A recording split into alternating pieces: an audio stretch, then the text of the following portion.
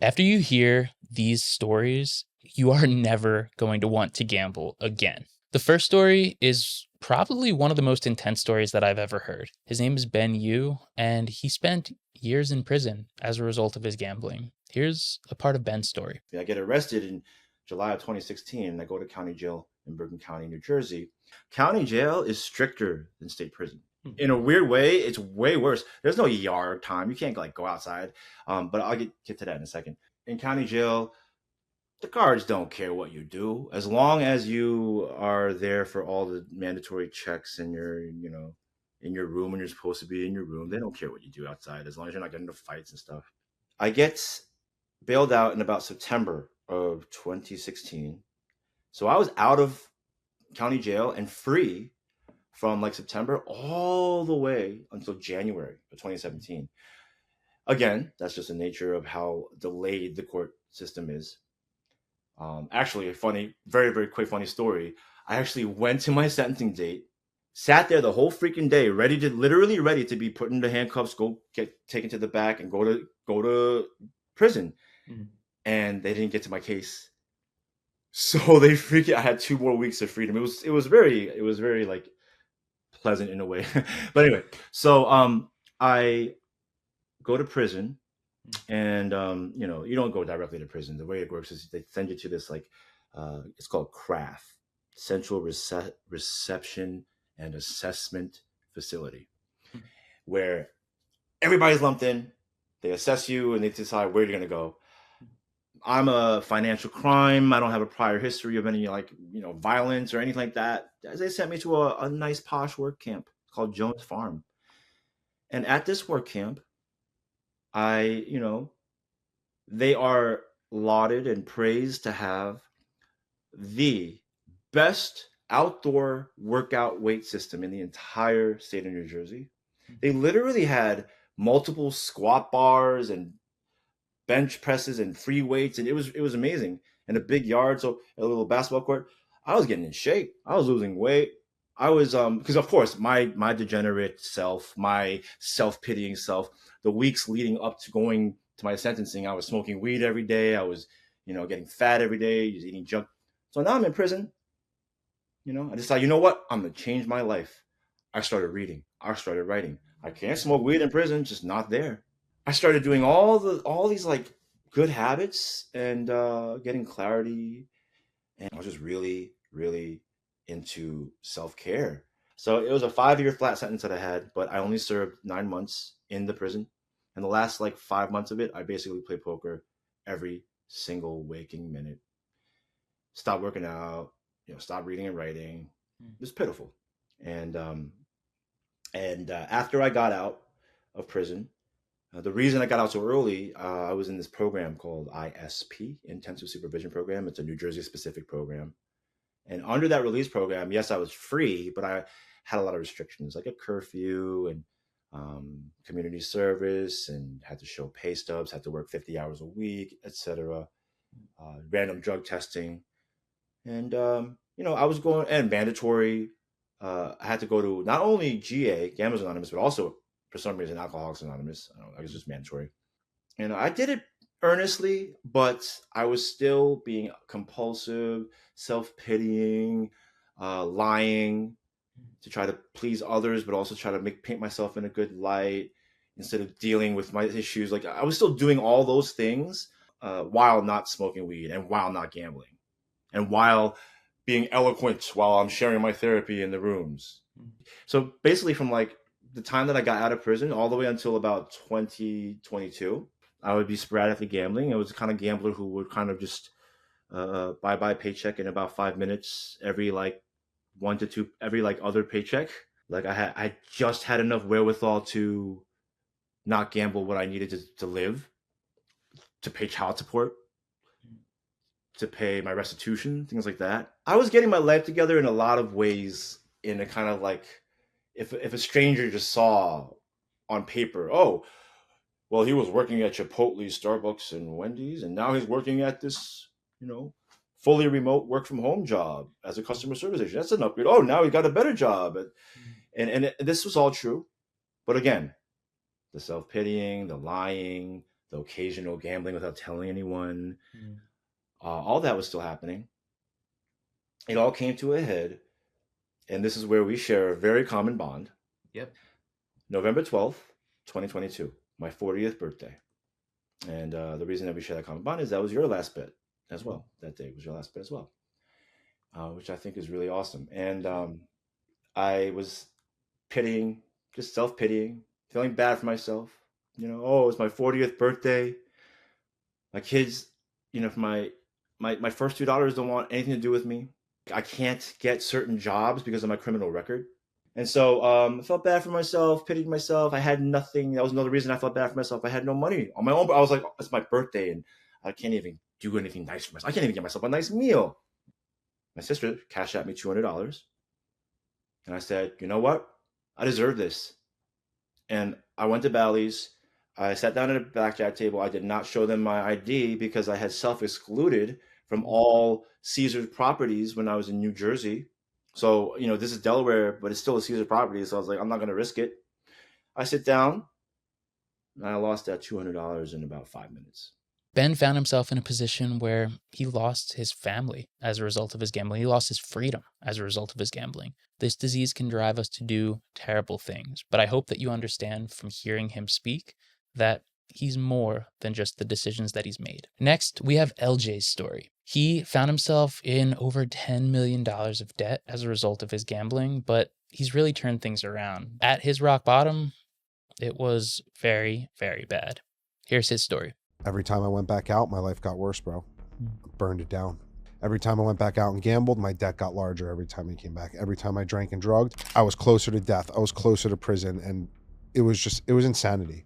If I lose, I have no way of paying unless I'm robbing someone, stealing from someone, or coming up with some crazy story to get this money. I really wanted to stop, but the debt that I had accumulated and the hole that I was in and the amount of people that I owed money and the amount of money that I owed people, in my sick, distorted mind, I didn't see another way out other than keep taking shots and hoping that I win enough to get myself out of this hole, and then I'll never gamble again. So I gambled the first 10 months of my kid's life. And last November, it was around Thanksgiving, I was in a really bad place and my gambling was out of control. I'm almost in $1 million worth of debt. I had owed somebody money, and I remember saying to myself, there's no way out of this, and I'm contemplating taking my life, planning where and when I could do it that would be the least traumatic place for my family. And the day after Thanksgiving, a friend who I had owed $27,000 to, I've been promising, I'm going to pay you back. I'm going to pay you back every Friday. He calls me. So where's my money? I said, oh, it's coming. It's holiday yesterday, Thanksgiving. The banks are closed. The wire's delayed. I'll pay you Monday, blah, blah, blah.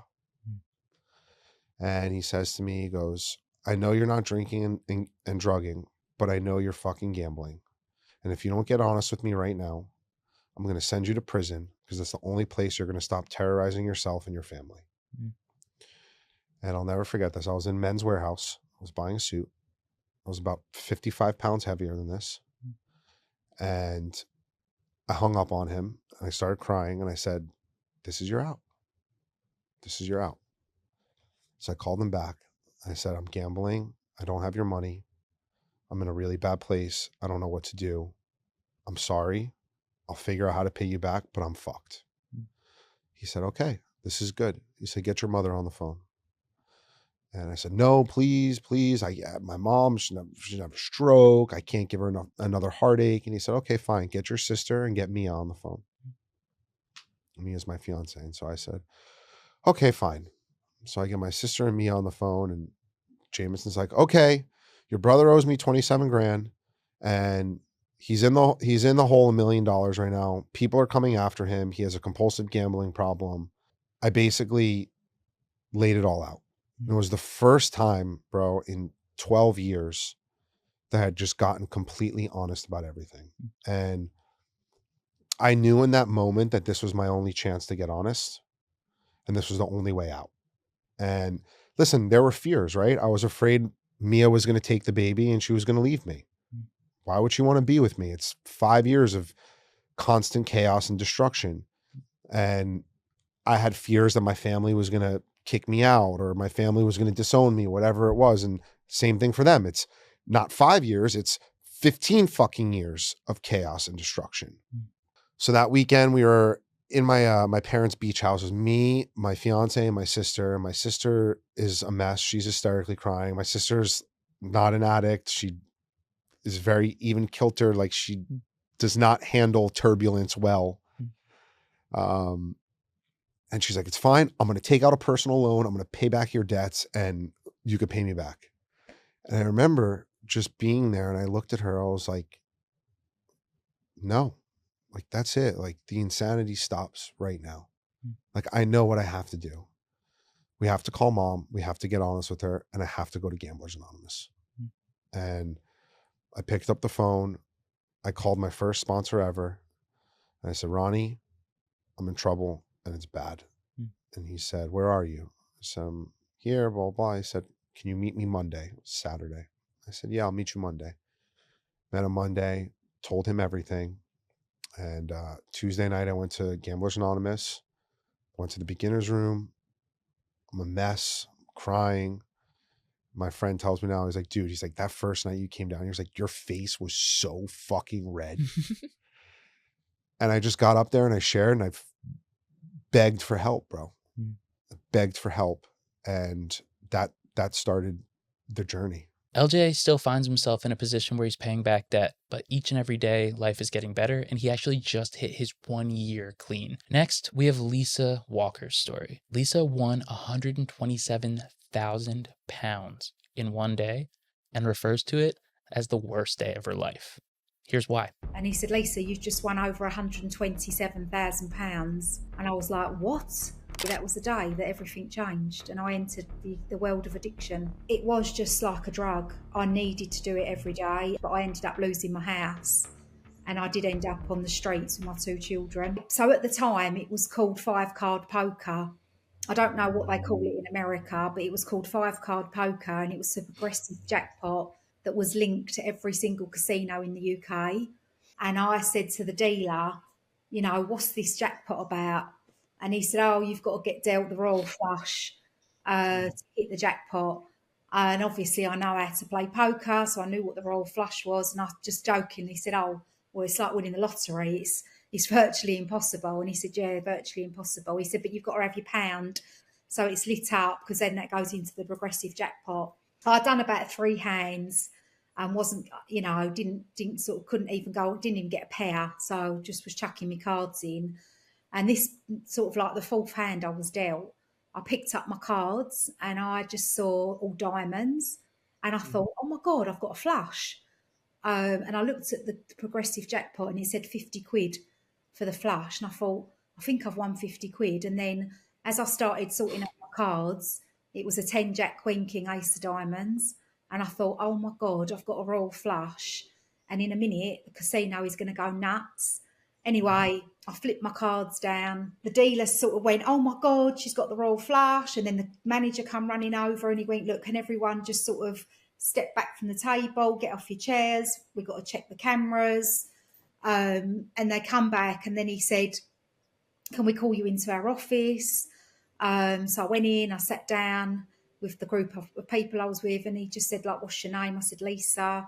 And he said, Lisa, you've just won over £127,000.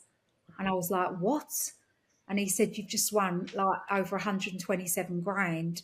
And I was like, oh my God. And he said, what do you do for a living? And I said, I'm a full-time carer for my severely disabled daughter. I don't work. He said, this couldn't have gone to a better person. This is going to be life-changing. And boy, oh boy, was it life-changing. Because that was the day that everything changed and I entered the world of addiction. It was the worst day of my life because, you know, what it led to, you know, what the gambling led me to, which I'd never ever experienced. I was lucky enough to get on the property ladder quite young and I didn't pay that £65,000 mortgage off. And I gambled for 16 years every day, every day. Wow. Uh, Right after winning this jackpot, there wasn't a thought of like I should spend this money on X or Y. It just kind of went right back into the pot. Yeah, so I banked it, obviously, and when it cleared, I had a big conservatory put on my house.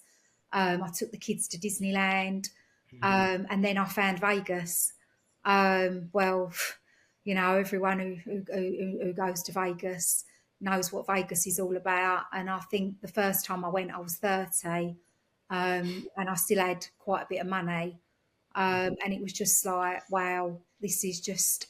I thought I was going to end up like this high professional poker player, living my life in Vegas playing poker. But unfortunately, although I was a really really good poker player, I just found everything else, like the slots. I found the roulette. I found the blackjack. I even bought a greyhound in England. I did to race it. I found horse racing. I found football, bet everything. You name it, I done it. And for me, it wasn't quick enough. I be bothered to sit there for 6, 7 hours when I could get a hit quite quickly? And then at the time, the fixed odds betting terminals, the FOBT machines, were out in England, and that is when things just progressively got worse. The feeling, I mean, I've never took drugs. I don't drink, but I should imagine that the feeling that I've been told when you take drugs, it was probably like that. That buzz, that high. You're spinning £100 a spin. Some days I could get it up to 4 or 5 thousand pound, the machine. And some days walk out with loads of money in my pocket and go back the next day, and it would all be gone. And I guess, you know, so what happened was I got to 35, and I was like completely out of control. I don't think it'd have mattered if I'd have won £1 million in Vegas, or £1 million in the UK, because every penny would have gone on gambling. I couldn't stop, and I just couldn't stop. And you know, if you meet people that know me, they would say that Lisa's a pretty sensible person. I wasn't one of these people that wanted to be with the it crowds that smoke and drank and took drugs. It was just, I had my own mind, but with the gambling, I just couldn't stop. And it was, so I was 35 and I ended up, which to some people that are listening are going to be shocked, but I ended up losing my house, and I did end up on the streets with my 2 children. I did. So I ended up with nothing. And I had to go to, I don't know what it is in America, but in England, it's called a council, where we go to our local council for help. And I had to go up there, and sit there and sort of say, I'm homeless. And because I'd intentionally made myself homeless because I spent all the money. Lisa's story shows that a big win isn't always a good thing. In fact, it can lead to a very, very dark place. And she refers to it as the worst day of her life because it genuinely was, even though if you asked her in the moment, she would have never understood what you were talking about. And then we have Harj. Harj spent years addicted to gambling. It took his son expressing gratitude before things finally clicked for Harj. This wasn't an overnight thing. It was a momentum of weeks of me perpetuating into this low self-esteem and this low vibration of who I am, to the point where I just prayed to God. I said to God, listen, make the pain stop. Mm. And I think he knew what I meant by that, which is, I'm done hiding. I'm done running. I want the pain to stop. I took my seatbelt off in my car. I'm on the highway or the motorway in the UK. I closed my eyes, let go of the steering wheels, and said, God, just make the pain stop. And bang!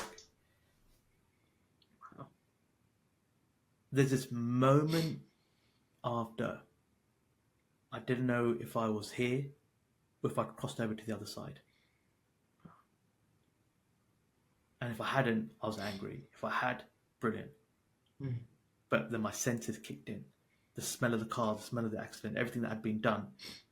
I knew that I was here. And I quickly came to my senses. I puked up. I actually vomited in the car because the adrenaline kicked in. I tried to actually flee from the scene. I tried to start the car. I think I've shown you pictures of the car, right, of what it looked like. Yeah.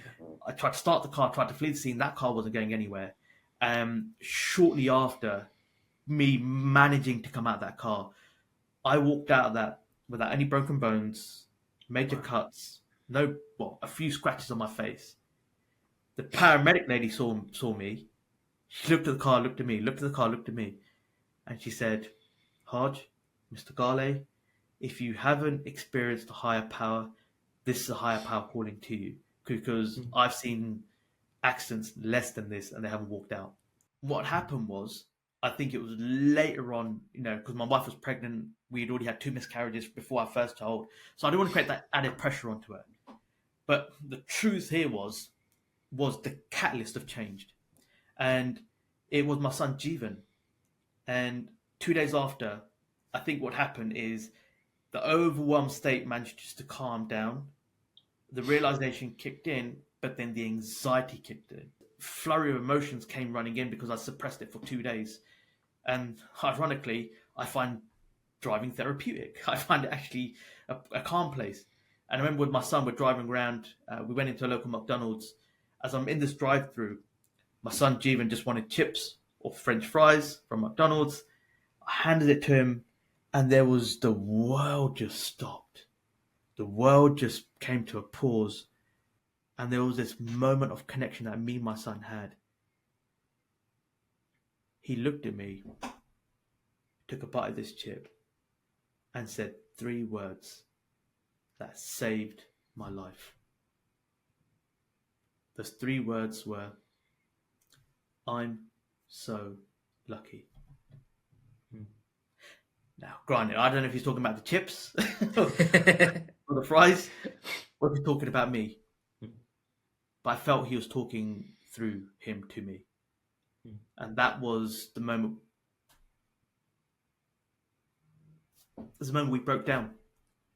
It's the moment I realized what I had done and why I put myself in such disregard and such low place, because I had lost sight that I had people dependent on me, and I was about to check out without realizing I haven't even taught my children anything. I haven't broken the chain. So I made a promise to myself, and that became the catalyst of change. And I realized that I need to get better. I went to another therapist. I did some inner child work, and I realized that there was a commonality between me and my dad.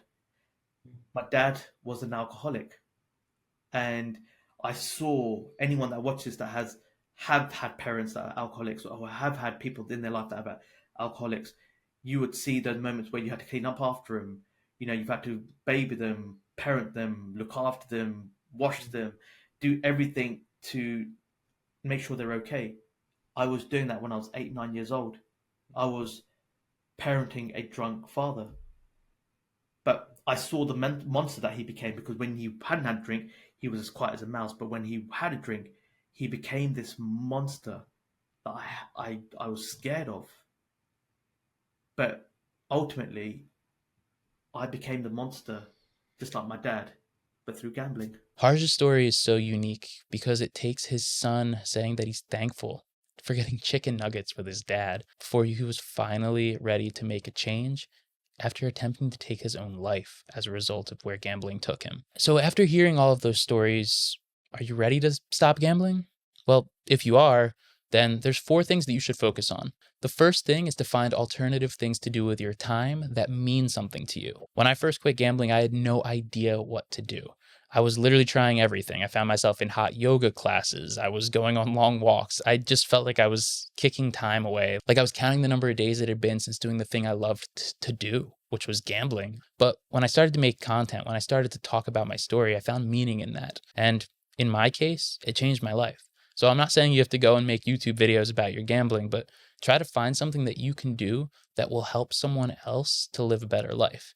Because how long have you gone chasing after money, thinking that you'll make everything better once you get that big win, when in reality, all you had to do was give your time? Second, limit access to money. When I first quit gambling, I was 24 years old, 23 years old, and I had my mom managing my bank account. It felt terrible. It felt embarrassing. But at the end of the day, I carried around the amount of cash that I needed on a weekly basis to do all the things I was doing before. All it really stopped me from doing was gambling. So it was an awesome thing for me. And if you're in a position where you have a trusted loved one that could help you to manage your finances, it's going to go a long way in fighting through gambling urges. The third is to self-exclude from the casinos that you play at. Make it difficult to access. You're always going to be able to gamble. That's the sad reality. But if it takes you 20 minutes to place a bet instead of 20 seconds, think about how much value that could bring in your life when you're fighting through those momentary urges of should or should I not go and make this bet. And fourth, go to support group meetings. So many people tell me I've tried everything to stop gambling, but all they did was delete the apps and pretend it didn't exist. Talking about what's going on in your life,